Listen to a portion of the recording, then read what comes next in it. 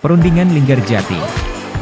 Perundingan Linggarjati, juga dieja sebagai Perundingan Linggajati, atau Perundingan Cirebon, adalah suatu perundingan antara Indonesia dan Belanda di Linggarjati, Jawa Barat yang menghasilkan persetujuan mengenai status kemerdekaan Indonesia.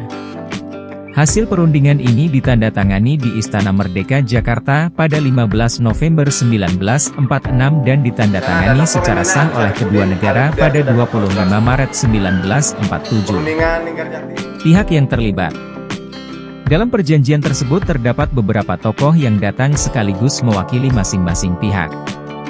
Para tokoh yang terdapat dalam perjanjian bersejarah tersebut, yaitu pihak Indonesia diwakili oleh Sultan Syahrir sebagai ketua, ditemani oleh Akagani, Susanto Tirtoprojo, dan Muhammad Rum.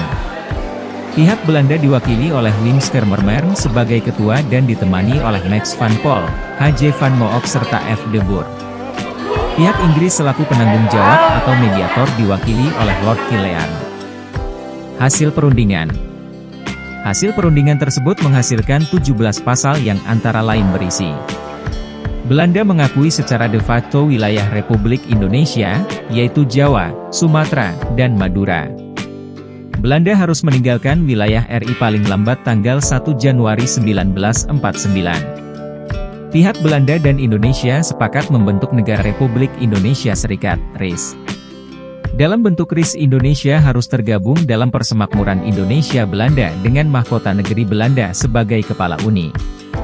Mengenai RIS sendiri, Soekarno menerima kompromi tersebut untuk menghindari perlawanan terhadap Belanda yang sulit dan pemahamannya mengenai sistem republik, maka ia dapat memimpin RIS yang mayoritasnya penduduk Indonesia.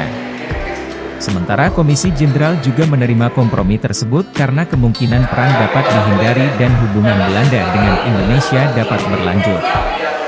Pelanggaran perjanjian. Pelaksanaan hasil perundingan ini tidak berjalan mulus. Pada tanggal 20 Juli 1947, Van Mook akhirnya menyatakan bahwa Belanda tidak terikat lagi dengan perjanjian ini.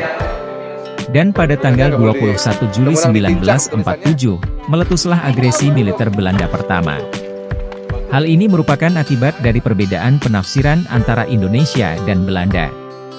Sumber: wikipedia.org